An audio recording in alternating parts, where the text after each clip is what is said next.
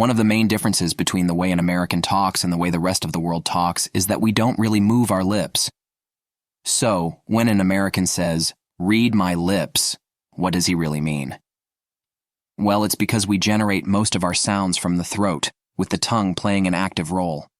If you want to sound more like a native American English speaker, try covering your lips with your fingers or slightly clenching your jaws when practicing. You will find yourself much closer to native-sounding speech than if you try to pronounce every single word very carefully. If you can relate American English to music, remember that the indigenous music is jazz. Listen to their speech music, and you will hear that Americans have a melodic, jazzy way of producing sounds. Imagine the sound of a cello when you say, "Betty bought a bit of better butter." Betty bought a bit of better butter. And you'll be close to the native way of saying it. Because most Americans came from somewhere else, American English reflects the accent contributions of many lands. The speech music has become much more exaggerated than British English, developing a strong and distinctive intonation.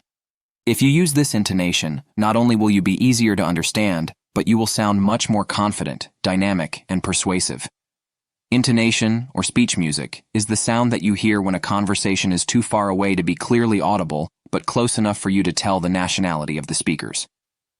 The American intonation dictates liaisons and pronunciation, and it indicates mood and meaning.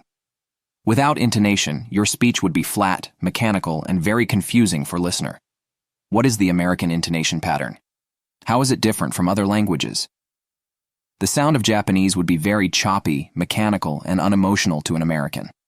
French has such a strong intonation that it sounds romantic and highly emotional, but this may not be appropriate for a lecture or a business meeting in English. Do not speak word by word. If you speak word by word as many people who learned printed English do, you'll end up sounding mechanical and foreign. You may have noticed the same thing happens in your own language. When someone reads a speech, even a native speaker, it sounds stiff and stilted, quite different from a normal conversational tone. Connect words to form sound groups. This is where you're going to start doing something completely different than what you have done in your previous English studies. This part is the most difficult for many people because it goes against everything they've been taught. Instead of thinking of each word as a unit, think of sound units. These sound units or sound groups may or may not correspond to a word written on a page. Native speakers don't say, "My name is Anne," but say, "My name is Anne." Sound units make a sentence flow smoothly, like peanut butter, never really ending and never really starting, just flowing along. Even chunky peanut butter is acceptable. So long as you don't try to put plain peanuts directly onto your bread, you'll be okay. Use staircase intonation. Let those sound groups floating on the wavy river in the figure flow downhill, and you'll get the staircase. Staircase intonation not only gives you that American sound, it also makes you sound much more confident. Not every American uses the downward staircase.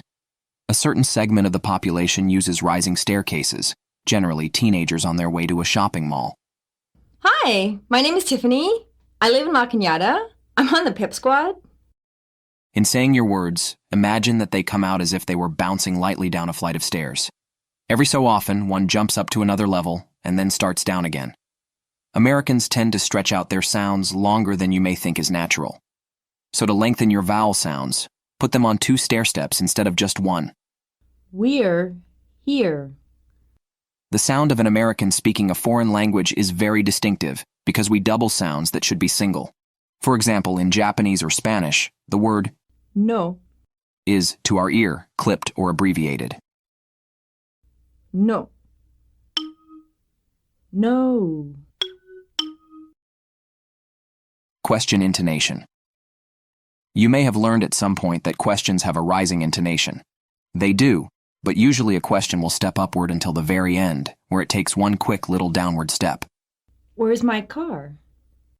If you know that your car is parked outside, however, and someone doesn't see it and asks you where it is, you might think that it has been stolen, and your emotion will show in your intonation as you repeat the question. As your feelings rise in an emotional situation, your intonation rises up along with them. Where's my car? Why? Is it gone? Staircase intonation. So what is the difference between the previous examples of intonation in American English? What do Americans do? We walk down staircases, we start high and end low.